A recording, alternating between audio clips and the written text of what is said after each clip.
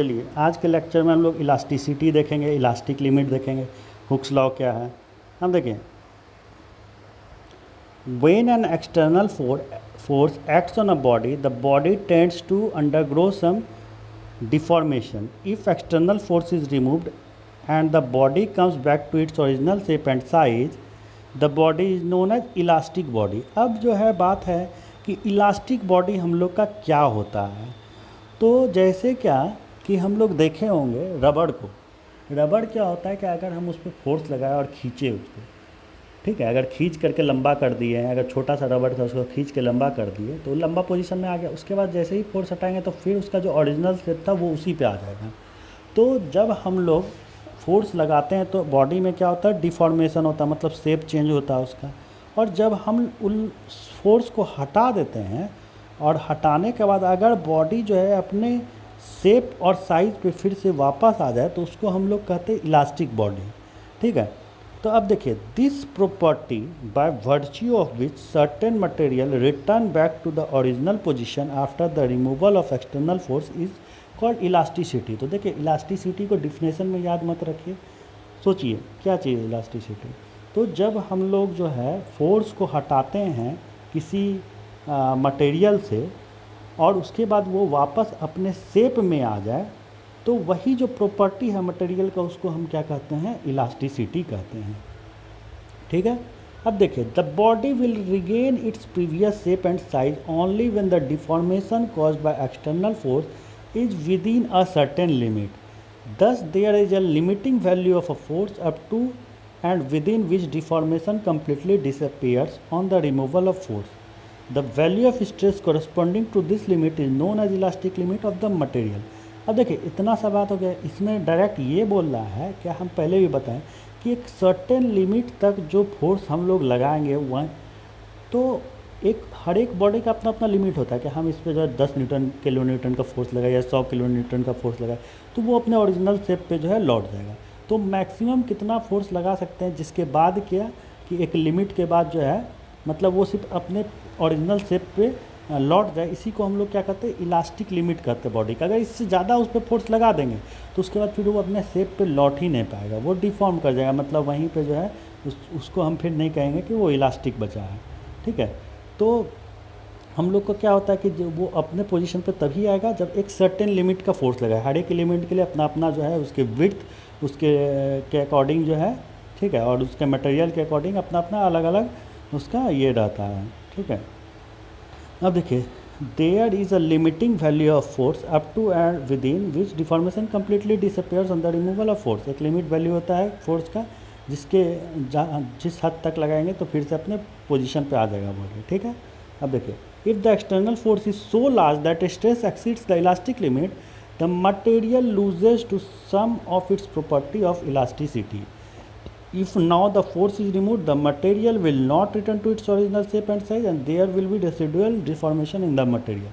तो बस वही चीज़ है, अगर हम लोग इलास्टिक लिमिट से हल्का सा ज़्यादा भी फोर्स लगा दिए तो उसके बाद क्या होगा कि हम लोग का जो है थोड़ा सा प्रॉपर्टी जो इलास्टिसिटी का होता है वो लूज़ कर जाता है। ऐसा नहीं कि पूरा लूज़ कर जाएगा, थोड़ा सा लूज़ कर जाएगा, वो डिपेंड करेगा। तो वो जो थोड़ा सा लूज़ करेगा तो उसके कारण क्या होगा, क्या लौटेगा तो अपने से पे, मगर पूरे तरीके से नहीं लौट पाएगा, ठीक है। तो वो क्या होगा, पूरे तरीके से नहीं लौट पाएगा। अब देखिए, हुक्स लॉ क्या कहता है हमको।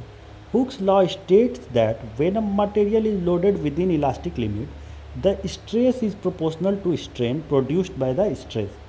This means the ratio of stress to the corresponding strain is constant within the elastic limit. This constant is known as modulus of elasticity और रिजिडिटी और इलास्टिक मॉड्यूलाई। अब देखिए, सिंपल सा चीज़ है, इसमें क्या कहता है हुक्स लॉ में क्या बोला जा रहा है, क्या कि हम एक सर्टेन लिमिट तक जब हम लगाते हैं, कौन सा लिमिट, जो हम लोगों को ये इलास्टिक लिमिट है, इलास्टिक लिमिट तक जब हम फोर्स लगाते हैं तो उस लिमिट में क्या होता है, बॉडी अपना रिगेन कर लेता है, फिर से अपने शेप पे वापस आ जाता है जैसे फोर्स हटाएंगे। तो उस लिमिट के अंदर ही जो हम लोग का स्ट्रेस रहता है वो पाया गया क्या कि वो स्ट्रेन के डायरेक्ट जो है आपको ये है प्रोपोर्शनल है। The stress is proportional to the strain produced by the stress. उस स्ट्रेस के कारण जो भी स्ट्रेन जो है डेवलप हो रहा है, स्ट्रेन मतलब जो भी बॉडी शेप चेंज कर रहा है वो जो है क्या है, प्रोपोर्शनल है स्ट्रेस के, ठीक है। अब देखिए, प्रोपोर्शनल स्ट्रेस क्या है, तो अब देखिए मॉड्यूलस और इलास्टिसिटी या Young's modulus, the ratio of tensile stress to compressive stress और compressive stress to the corresponding strain is constant, the ratio is known as Young's modulus. देखिए सिंपल सा कहने का क्या मतलब था, हम लोग का जो भी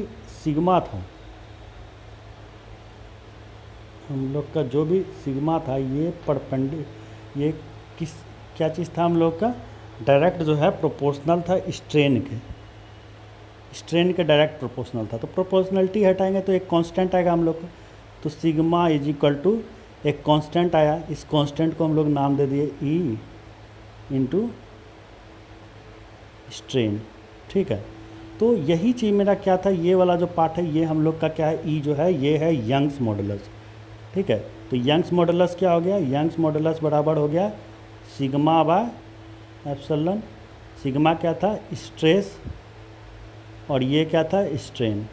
अब जो भी नेचर का है, टेंसाइल है तो tensile stress by tensile strain, compressive है तो compressive stress by compressive strain.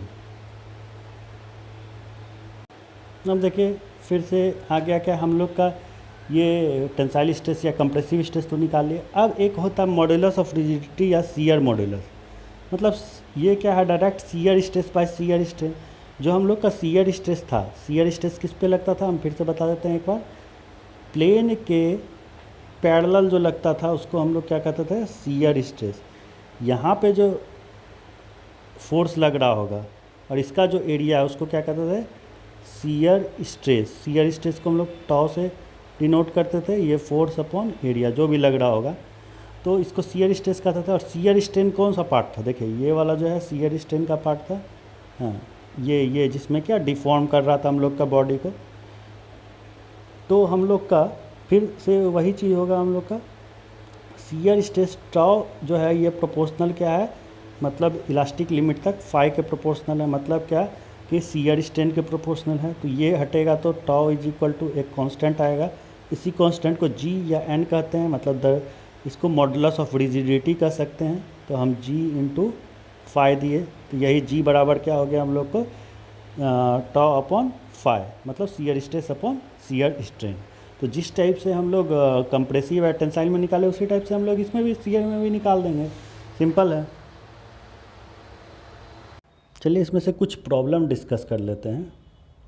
देखिए अब प्रॉब्लम में हमको क्या दिया हुआ, rod is 150 centimetre long and of diameter 2 centimetre and is subjected to axial pull of 20 kilo newton. If the modulus of elasticity of material of the rod is 2 × 10⁵ newton पर millimetre square, determine stress strain and elongation of the rod. तो अब हमको क्या दे दिया, एक तो length दे दिया है कितना, 150 सेंटीमीटर दे दिया है, उसके बाद डायमीटर दे दिया, डायमीटर दिया तो उससे क्या आ जाएगा हमको, एरिया आ जाएगा, डायमीटर कितना 2 सेंटीमीटर।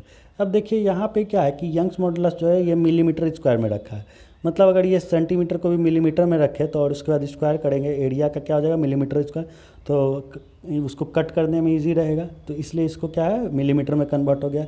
एरिया क्या हो जाएगा हम लोग को, π/4d² या πr² ये πr² होता है, तो r बराबर d/2 है, तो क्या हो गया π/4d²। तो यहाँ से 100 पाई मिलीमीटर स्क्वायर आ गया।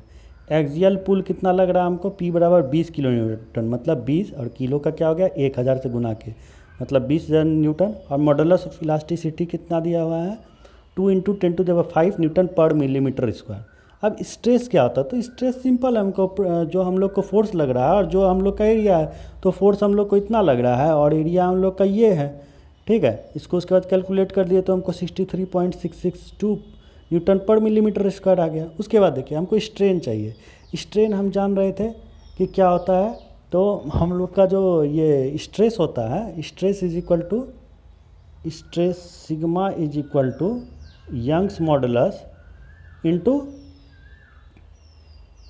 स्ट्रेन, और हम लोग को क्या निकालना है, स्ट्रेन निकालना है, सिंपल। तो स्ट्रेन बराबर सिग्मा बाई ई हो जाएगा। तो देखिए यही चीज़ है यहाँ पे, strain is equal to sigma by E है। सिग्मा हम लोग यहाँ से निकाल चुके हैं, क्या हम लोग को स्ट्रेस कितना है, और ई हम लोग को क्वेश्चन में गिवन है, इससे ये आंसर आ गया कि स्ट्रेन जो है कितना है, मतलब कितना डिफॉर्मेशन हुआ 0.0000318। देख सकते हैं ये वैल्यू कितना कम है। अब देखिए अब इलोंगेशन ऑब्टेन्ड बाय यूजिंग 1.2, देखिए तीसरा में क्या पूछ रहा था, इलोंगेशन ऑफ द रॉड। हमको स्ट्रेन तो पता चल गया, स्ट्रेन करने का क्या मतलब था, डेल एल बाय एल पता चला हमको, डेल एल बाय एल पता चला। ये देखिए डायमेंशन लेस क्वांटिटी है स्ट्रेन। हमको अब इलोंगेशन चाहिए कि ये डेल एल कितना है हमको, तो यही चीज़ तो था हम लोगों को कि E इज़ इक्वल टू जो हम लोग का जो स्ट्रेन था वो डेल एल बाय एल हो रहा था। तो हमको यहाँ पे क्या हुआ कि हम E जो है निकाल ही चुके हैं, L हमको पहले से गिवन है, डेल एल तो निकालना है, तो E गुने एल हो गया डेल एल बराबर। तो इससे जो है हमको ये आ गया कि कितना इलोंगेट किया है, तो 0.0477 सेंटीमीटर किया है। ठीक है, अब फिर नेक्स्ट क्वेश्चन देखते हैं क्या है, find the minimum diameter of a steel wire which is used to raise a load of 4000 newton if the stress in the rod is not exceed 95 mn metre square. ठीक है, ठीक है, M बोले तो मिलियन है आपको। अब देखिए क्या है, हमको यहाँ पे देखिए स्टील वायर का डायमीटर हमको पता करना है, मिनिमम कितना कम से कम हो सकता है, ऐसा नहीं कि मोटा मतलब पूरा एकदम मैक्सिमम किया हुआ है, मिनिमम चाहिए कि कितना कम से कम होना चाहिए। मैक्सिमम का है कि अब जैसे देखिए यहाँ पे आंसर 7.32 मिलीमीटर है, हम बोलेंगे ना 8 मिलीमीटर है, 10 मिलीमीटर, तो मैक्सिमम से तो होगा ना, मिनिमम चाहिए कि मिनिमम कम से कम कितना रहे सो मेरा काम चल जाएगा। तो हमको ये पूछ रहा है कि इसका डायमीटर कितना चाहिए, इसमें क्या क्या चीज़ दे दिया हमको, लोड दे दिया है, और उसके बाद हमको क्या दे दिया है, स्ट्रेस दे दिया है। तो स्ट्रेस हमको इतना दिया है, मतलब कितना हो गया, इसको मिलीमीटर स्क्वायर में चेंज किया, 95 न्यूटन पर मिलीमीटर स्क्वायर जो हमको स्ट्रेस दे दिया है। अब हम फिर से वही चीज़ निकालेंगे, क्या चीज़ करेंगे हम, ठीक ये किए, क्या किए, सबसे पहले एरिया निकालिए, एरिया निकाल लिए, तो उसके बाद स्ट्रेस निकालना है। स्ट्रेस क्या होता है हम लोग का, लोड अपॉन एरिया होता है, सिंपल सा बात है। तो स्ट्रेस जो है 95 लिख दिए इधर, ये क्या दे दिए, लोड दे दिए, ये क्या हो गया, एरिया हो गया। इसमें से क्या देखे, सिर्फ आपको सब कुछ मिल गया, डी निकालना है तो डी को आप एक साइड कर लीजिएगा। तो उसके बाद जो है आपको कुछ स्टेप से वैल्यू आ गया, ये आपको क्या हो गया, डायमीटर निकल गया कि मिनिमम इतना डायमीटर निकल रहेगा उस वायर का, उसका लेंथ जो है ये इतना डायमीटर आपको रहेगा वायर का, तो आपको जो है काम चल जाएगा। मतलब क्या, 95 मिलियन न्यूटन पर मीटर स्क्वायर जो है आपको स्ट्रेस जो है वो झेल सकता है। ठीक है, मतलब क्या, 4000 न्यूटन तक का जो वेट है वो हम उससे उठा सकते हैं। ठीक है, चलिए इस क्लास को यहीं पे कंप्लीट करते हैं।